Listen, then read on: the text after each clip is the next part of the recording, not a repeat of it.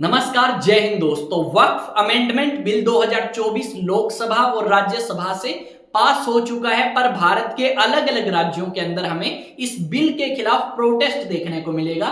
यहां तक कि कुछ पॉलिटिकल पार्टीज तो सुप्रीम कोर्ट भी पहुंच चुकी हैं। तो इस वीडियो में हम जानने वाले हैं कि आखिरकार ये वक्फ अमेंडमेंट बिल 2024 है क्या और क्यों आपके लोग इसके खिलाफ प्रोटेस्ट करते हुए नजर आएंगे और भारत के कौन कौन से राज्यों में प्रोटेस्ट आपके स्टार्ट हो चुके हैं। स्टार्ट करते हैं आज के इस सेशन को आप सभी के साथ में। अगर आप चैनल पे नए हैं तो चैनल को सब्सक्राइब करें और बेल आइकन को प्रेस करें, साथ में वीडियो को एंड तक जरूर देखें ताकि हर एक पॉइंट आपको क्लियर हो। यहाँ पे मैं पहले आपको एक या दो न्यूज आर्टिकल दिखाता हूं और इन न्यूज आर्टिकल्स में इसी बात का जिक्र किया गया है। अल जजीरा का एक न्यूज आर्टिकल है, उसमें लिखा गया है कि जो मुसलमानों के खिलाफ आप कह सकते हो या फिर मुसलमानों के हक में कह सकते हो कि जो आपकी अपोजिशन पार्टी है लोकसभा में वो क्या कर चुकी है, सुप्रीम कोर्ट का रास्ता देख चुकी है। उन्होंने कहा है कि आपका जो नया बिल आया है वक्फ अमेंडमेंट बिल 2024, इसके खिलाफ वो सुप्रीम कोर्ट में जाएंगे और बात करेंगे इस बिल को खारिज करने की। यहां ओवैसी नाम के जो पॉलिटिशियन हैं, जो कि AIMIM के चीफ हैं, वो भी सुप्रीम कोर्ट का रास्ता देख चुके हैं। अब बात यह आती है कि ये पॉलिटिशियंस क्यों जा रहे हैं सुप्रीम कोर्ट, ऐसा क्या खराब है इस कानून में। देखो, थोड़ा सा पहले के कानून के बारे में जानते हैं कि पहले जो आपका वक्फ बोर्ड था उसके अंदर क्या रूल रेगुलेशन थे और आज क्या किए हैं। तो सबसे पहले वक्फ के बारे में समझना होगा। मान लो मैं मुसलमान हूं और मैं अपनी प्रॉपर्टी दान करना चाहता हूं ताकि उस प्रॉपर्टी का इस्तेमाल किया जा सके लोगों की भलाई के लिए, तो मैं अपनी प्रॉपर्टी दान करूंगा और उस प्रॉपर्टी को मैं फिर वापस नहीं ले सकता अगर मैंने एक बार दान कर दी तो। अब जो प्रॉपर्टी मैंने दान करी है वो जाएगी वक्फ बोर्ड के पास और वक्फ बोर्ड जो है उस प्रॉपर्टी को देखेगा। भारत के अंदर अगर आप बात करोगे तो बहुत सारी ऐसी प्रॉपर्टी है जो वक्फ बोर्ड के पास में है, तो ये चीज क्लियर होगी। यानी कोई भी मुसलमान अगर अपनी प्रॉपर्टी दान करना चाहता है तो वो दान कर सकता है और वक्फ बोर्ड के पास वो प्रॉपर्टी चली जाएगी और वो उसे मैनेज करेगा।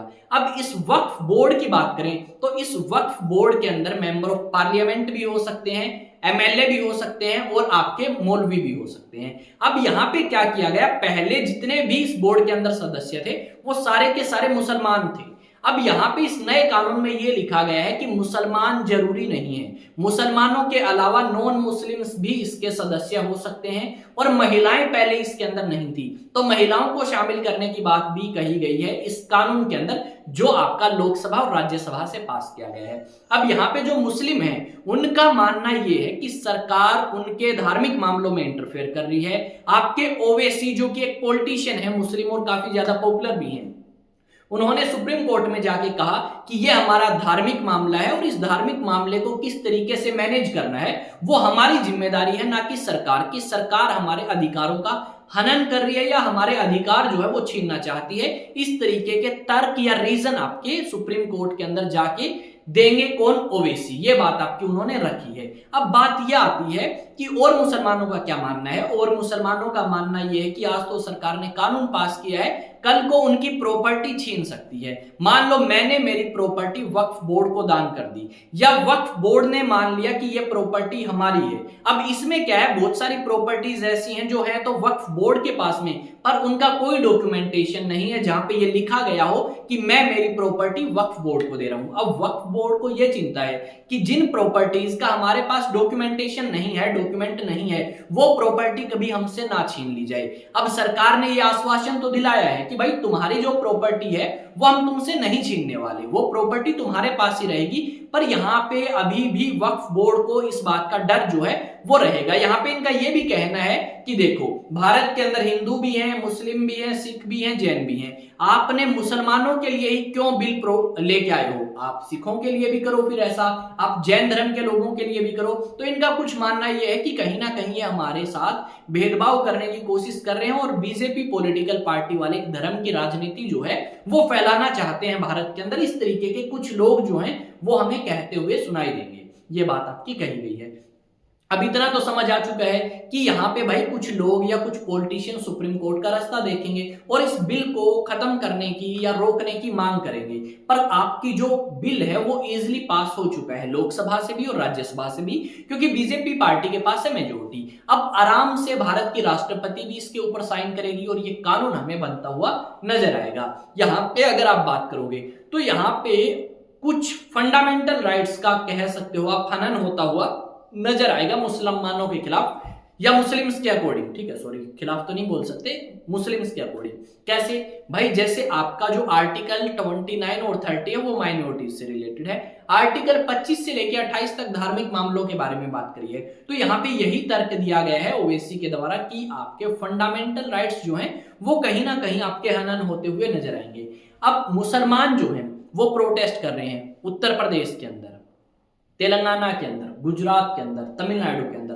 तमिलनाडु के अंदर एक पॉलिटिकल पार्टी है टीवीके पार्टी। अब उस पार्टी के हेड हैं, एक एक्टर है, उनका नाम है, नाम तो है उनका शायद, क्या नाम था एग्जैक्टली मेरे को अभी ध्यान नहीं है, ठीक है। वो जो एक्टर है विजय, सॉरी हाँ, वो एक्टर जो है वो भी प्रोटेस्ट आयोजित कर रहे हैं। उसके अलावा अगर आप बात करें तो उत्तर प्रदेश के अंदर तो जो आपकी मस्जिद है ना, उन मस्जिदों के ऊपर सीसीटीवी कैमरे आपके लगा दिए गए हैं आसपास में, उनसे निगरानी रखी जा रही है और साथ में ड्रोन का भी इस्तेमाल किया जा रहा है कि क्या कोई षड्यंत्र तो नहीं रच रहे मुसलमान। और यहाँ पे अगर बात करोगे तो भारत की जितनी भी पॉपुलेशन है उसमें से 14% पॉपुलेशन मुस्लिम है।